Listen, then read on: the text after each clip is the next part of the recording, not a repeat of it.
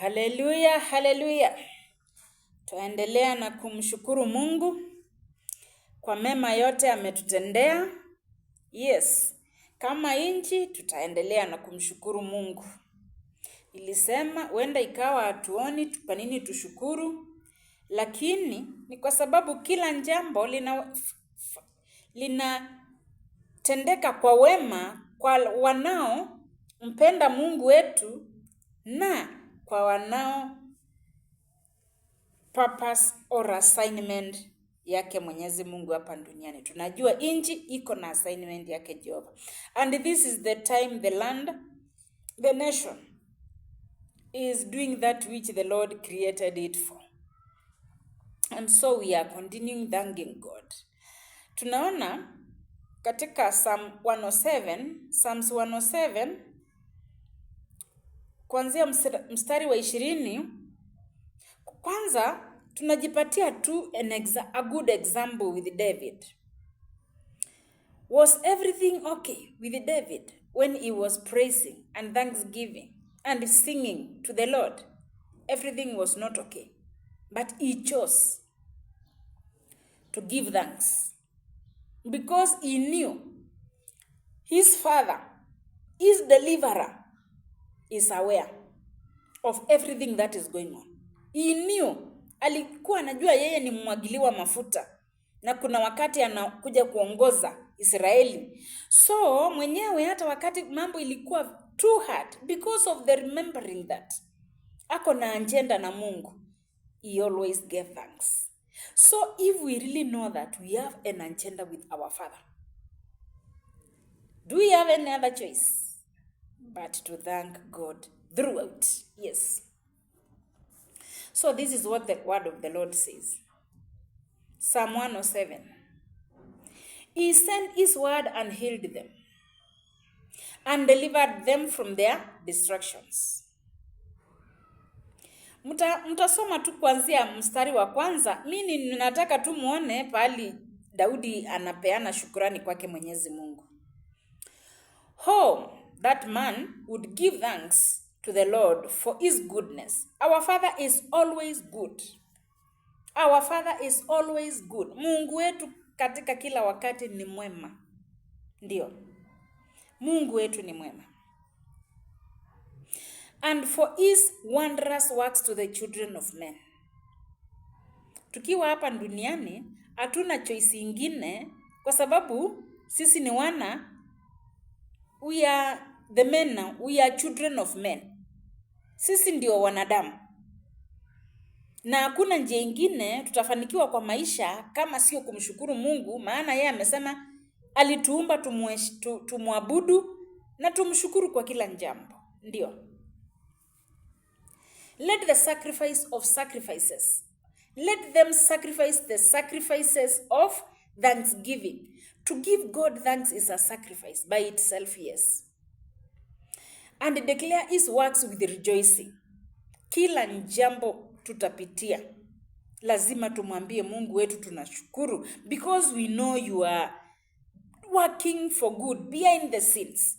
We know our Father is still working for good for the nation. Those who go down to the sea in ships, who do business on great waters, they see the greatness of the Lord. Hakuna pahali kabisa, hakuna jambo lolote tutawaitenda hapa duniani na lisiwe ni Mungu anatuwezesha. Those who are doing businesses, those who are whichever activity you are doing here on earth, it is the Lord who is giving you the power to do so. They see the works of the Lord and his wonders in the deep. Those who work in the sea. For he commands and raises the stormy wind, which lifts up the waves of the sea. Remember, the waves ndio zinafanya vyombo zenye zinapitia kwa bahari zifloat. Yes. Na hizo waves nani analeta? Our Father. Verse 31. Oh, that the men would give thanks to the Lord for his goodness and for his wondrous works to the children of men. Another repetition of the same thing. Because giving our Father thanks, it is all what makes us men. We are not spirits. We are men. Spiritual beings with the body. Yes. Embodied spiritual beings. Let them exhort him also in the assembly of the people, and praise him in the company of elders. He turns rivers into a wilderness, and a water spring into dry ground. He does so many things, our Father. Yes, if we can only give him thanks, because we have no other thing to do.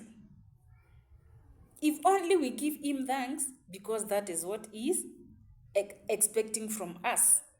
Yes. A fruitful land into barrenness. Our Father can do anything. Usiwaiona kuna mambo unaona umepita, ukamsahau, anaweza yachukua tena, na ukaona ni kama maisha imerudi kuwa vingine, kumbe ni wewe hujamshukuru Mungu kwa ile yote amekutendea. A fruitful land into barrenness, for the wickedness of those who dwell in it. He turns rivers into wilderness, and the water springs into dry ground. A fruitful land into barrenness, for the wickedness of those who dwell in it. If we know we are not right in the first place, sisi wenyewe huwa tunajua hatujampendeza Mungu to his expectation, na anje tuharibu. He does, wanafanya hivyo. Anaweza akaharibu Mungu wetu, lakini anje tuharibu. Ametusamea, ametuhurumia kama wana wa wanadamu. Kama wanadamu ametuhurumia, ametusamea. Ile mambo yote imetendeka katika nchi ya Kenya, if it were not for the mercies and love from our Father. Watu tunasema kuna mambo ni kubaya, lakini kungekuwa kubaya zaidi. One thing we are thanking him for is that amekubaliana na maombi yetu.